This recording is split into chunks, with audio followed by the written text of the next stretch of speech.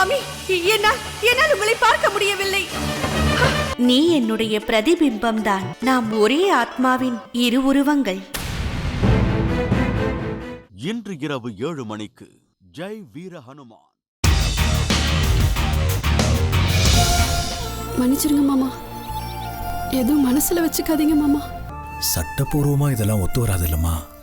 அவதான் குழந்தைய வேண்டான்னு கொடுத்துட்டாளே. இல்லம்மா, இன்னைக்கு ஏதோ கோவத்துல தூக்கி கொடுத்துட்டா. பெத்த குழந்தைய தூக்கி கொடுத்துட்டு அங்க ஒரு கல்லு மாதிரி உக்காந்துட்டு இருக்காங்க. அவங்க வந்து நாளைக்கு அந்த குழந்தைய பார்க்க போறாங்கன்னு சொல்றீங்க. உன் மனசுல இருந்து இப்படி ஒரு வார்த்தை வெளியில வரும்னு நான் எதிர்பார்க்கலம்மா. இன்று இரவு 8:30க்கு கைராசி குடும்பம். என்னோட சொந்தங்களுக்கும் சரி, சொந்தங்க மாதிரி இருந்துகிட்டு வெளியாளுங்களா நடந்துக்கிறவங்களுக்கும் சரி, எல்லாரும் அவங்க எல்லையில இருந்தா நல்லா இருக்கும். இல்லனா லக்ஷ்மணன் கோடு போட்ட மாதிரி இந்த வீட்லயும் நான் ஒரு கோடு போட வேண்டி இருக்கும். எவ்வளவு கஷ்டப்பட்டு நித்யாவோட வாழ்க்கையில நான் இவ்ளோ பிரச்சனைகளை கொண்டு வந்திருக்கேன்.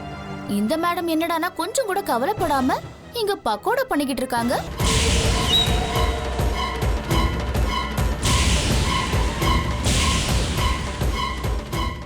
சொந்தங்கள் இன்று இரவு 9 மணிக்கு.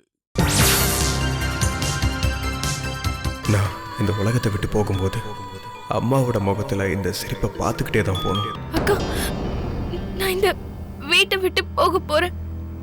ராஜா நான் இந்த உலகத்தை விட்டே போக போறாரு.